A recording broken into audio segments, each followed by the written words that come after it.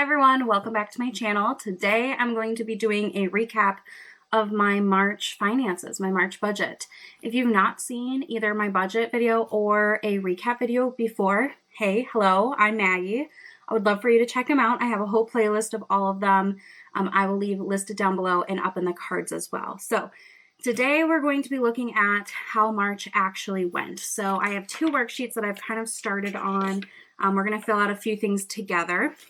So I'm just going to pop these out of my notebook to make it a little bit easier here. So this right here is my March budget. I did do a video talking through all of my budgeted expenses.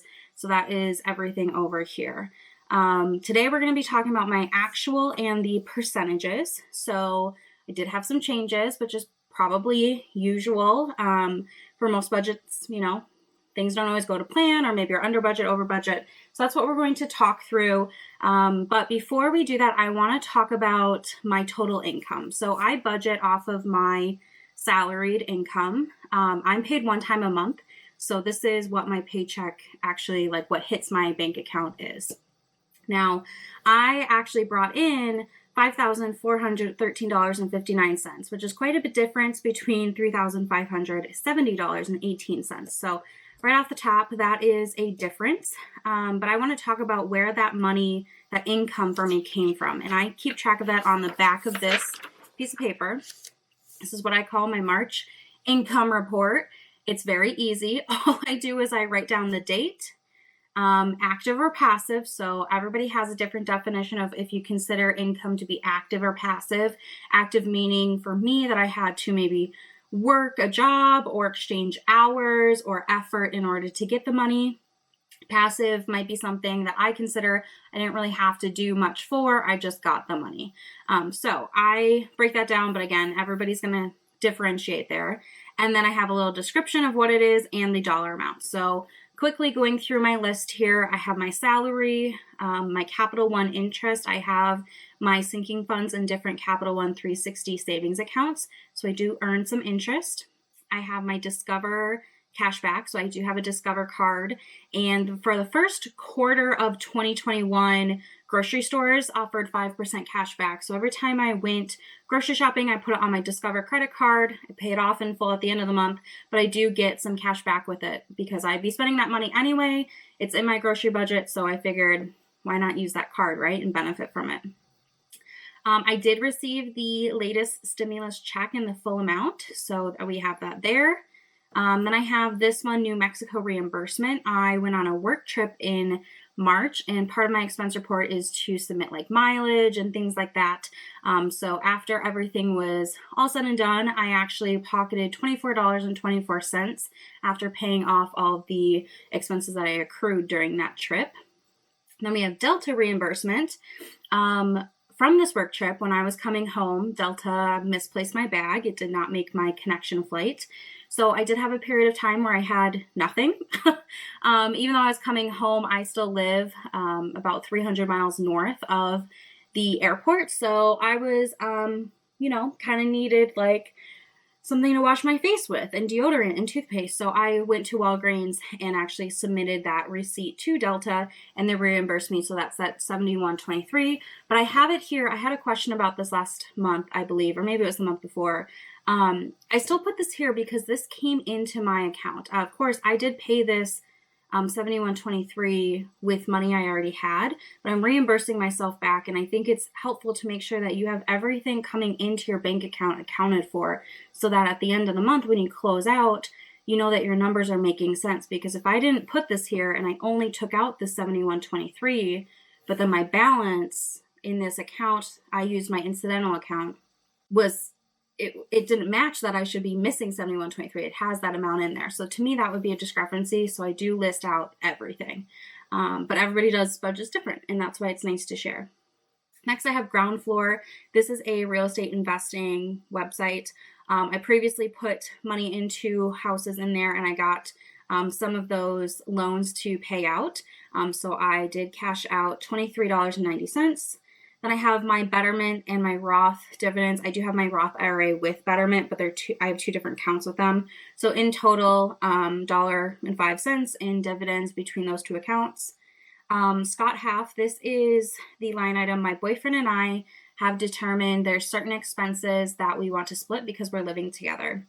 So our groceries and any sort of like household things, like cleaning supplies or I don't know, like a candle, something like that, we will split that we want for the house. And then our groceries we split too. So we just save the receipts. And then at the end of the month, I add them up and figure out who paid what and who owes what. I do most of the shopping, so typically it's him writing me a check. So this month, when it was all said and done, $270 that he owed me. So I have that there.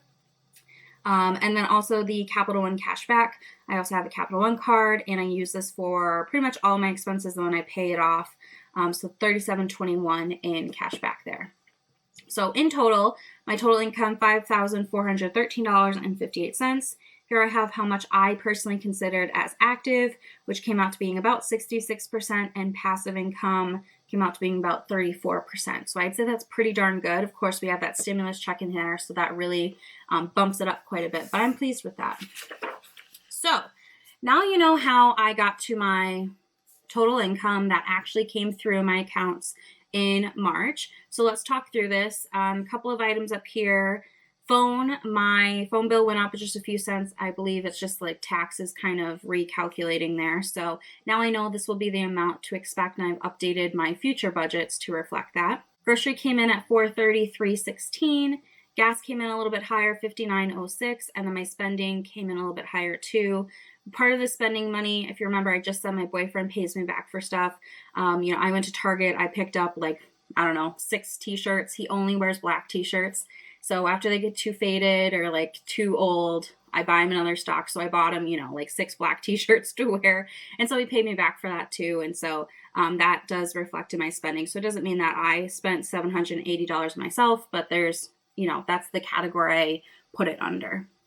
Anyway, all that to say, this expenses section, I do have the percentages calculated out over here, was 52.33%. So all of these items. Moving into my funds, utilities came right in, and Miko, my kitty cat, I put $40 in his account each month, but it doesn't earn interest really. So the rest of these are pretty much just interest I earned. The annual, I did put some of that stimulus money into this account.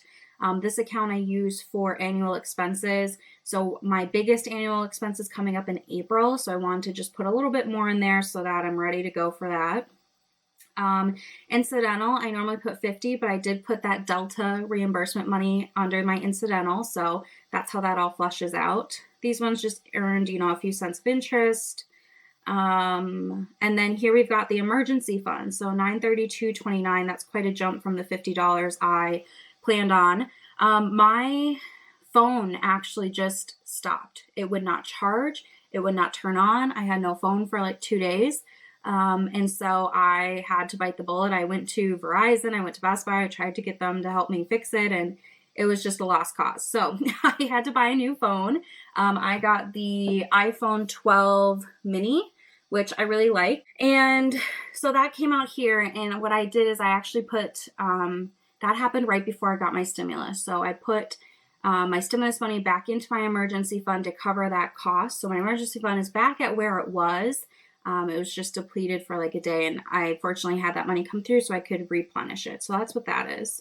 Okay, moving down to investing, Betterment a little bit more, Roth a little bit more from what I planned on. Okay, and then my debt section down here, I plan to put $454.60 on my Capital One, and I actually put $399.90 in my Capital One and paid that sucker off. So that is all set. I'm so happy about that. And then I was able to put any extra money towards my Citi card, and this is my last credit card that I need to pay off, and it is at a 0% interest, so that's awesome. So when I review these percentages, I can see most of my money went to my standard expenses. After that, I had a lot of money go into my different sinking funds this month, which with that phone and emergency fund, that makes sense. Less than 1% went into my investments, but I'm still happy to be putting some money in the market. I am having a decent rate of return, so I do believe in just putting a little bit of money into the market even though I'm paying off debt. And then I was able to put just shy of 16% towards my debt. So I feel pretty good about that. So this next page here is my overview sheet. When I put these back into my notebook, this is the sheet that's on top for March.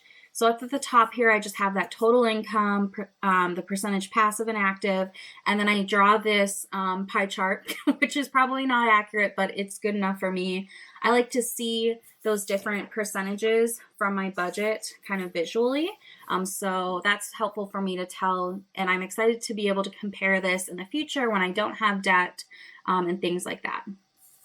Savings rate, we're going to skip over and come back to in a minute. We're going to calculate that together. Total debt as of the closeout of March, $2,143.53. So I'm definitely in the home stretch, and that is all on my Citi card. And I am down, the total from last month to this month is down $595.08. So I feel good about that. That's really positive. My emergency fund, I don't actually share with you guys the dollar amount in my emergency fund, but I am 32.04% of the way to being a fully funded emergency fund, which for me is going to be 3 months of expenses plus $1,000. So I'm 32% of the way to that number goal. I also don't typically share my net worth. I usually share that twice a year around the halfway part of the year and then also at the end of the year. But this month I am up 3.04%, so I think that's pretty good. And then we've got my mortgage balance. I do like to track this, so, still have a lot on that mortgage, but I've paid off almost 7% of my total mortgage loan, which I feel like is pretty good. And then I do this kind of calculation of how much of my home, meaning equity, do I have against the original purchasing price, and I own 25.59%. So I'm going to flip this page over and we'll end with the highs and lows. But on the back here, I have two sections that I like to talk about. The first one are my funds. So I write out some of the different sinking funds that I have, and I like to report, am I up, am I down, and what kinds of things come up. This is really helpful for me in planning what I want my sinking funds to be for next year and maybe how much money, when I can see what kinds of things come up and am I putting in each of these, buckets. So first one, annual, like I said, I have a big expense in April. It's my home warranty. So I'm saving up for that, and that'll hit in April, but nothing else came out. Miko, he needed some food this month, so no big deal. He is going to the vet in April too, so we'll have that expense. Incidental, this is my cushion fund.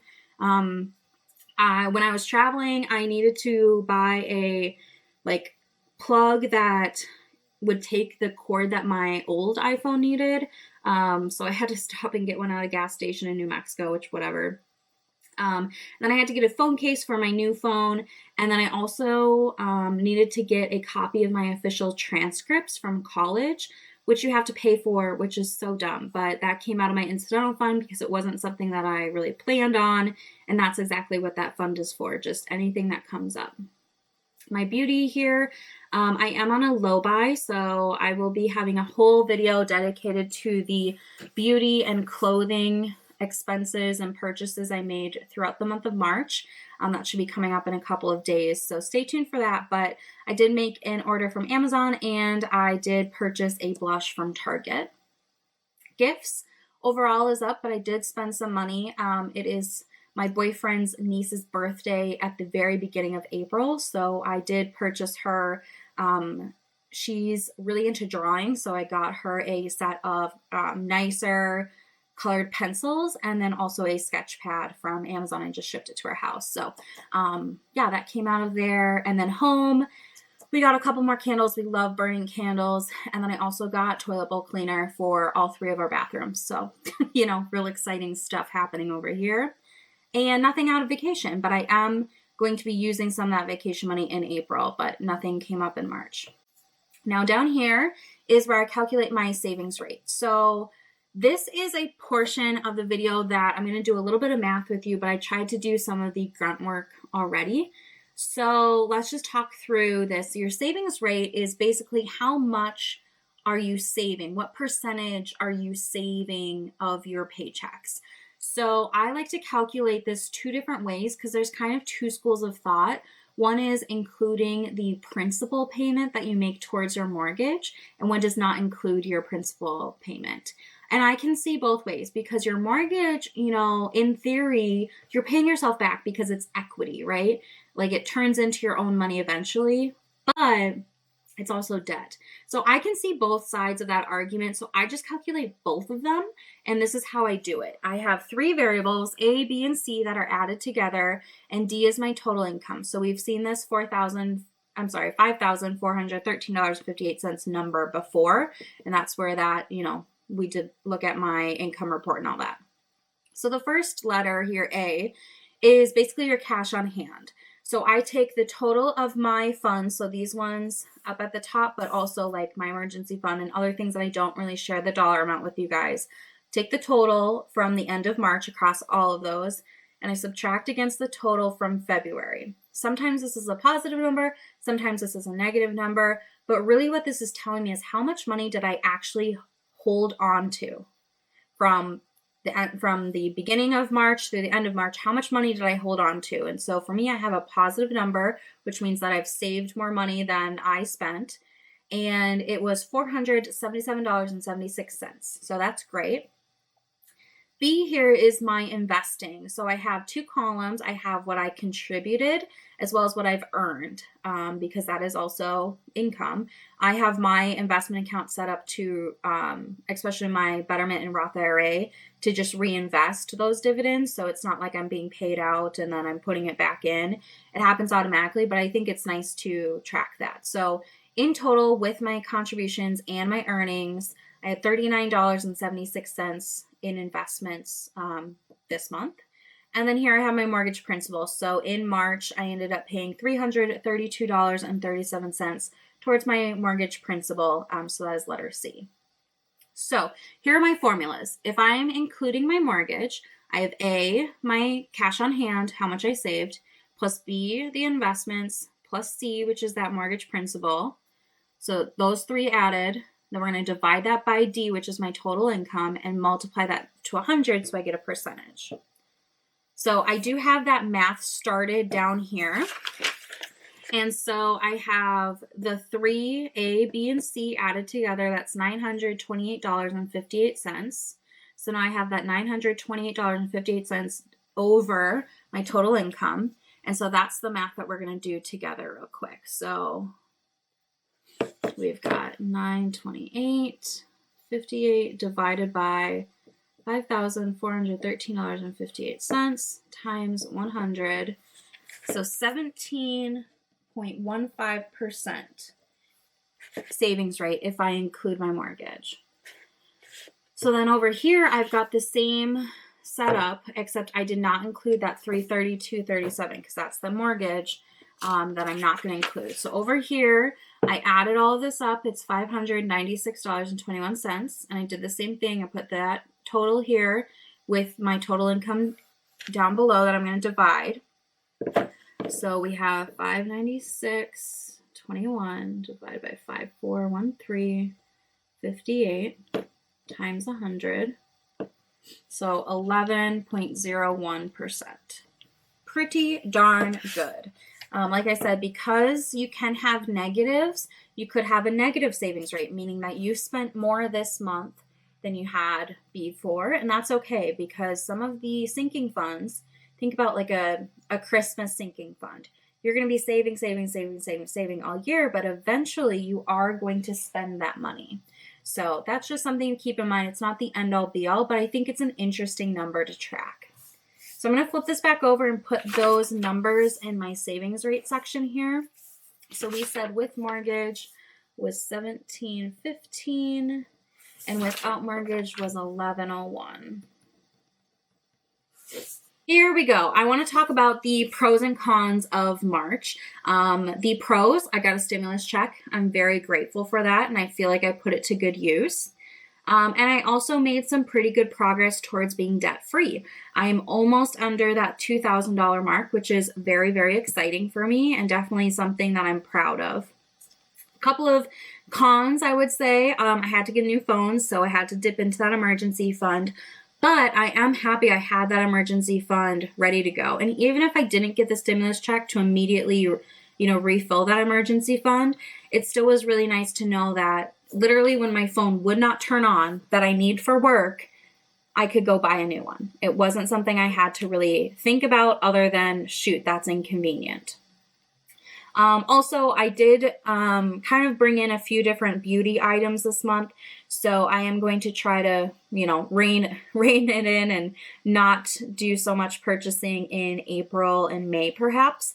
But overall, pretty good month. I think my biggest goal for April is going to be, I am going on a little weekend trip in April. So I think my goal is going to make sure that I stay under budget for that weekend trip. I'm going to Arizona for 4 days in total. I mean, that includes travel days, but I'm really excited for it. It's going to be a nice little treat, but I would like to make sure I stay under budget for that entire experience. That's going to be it for me today. I hope you guys enjoyed watching this. I do appreciate you taking some time out of your day to hang out.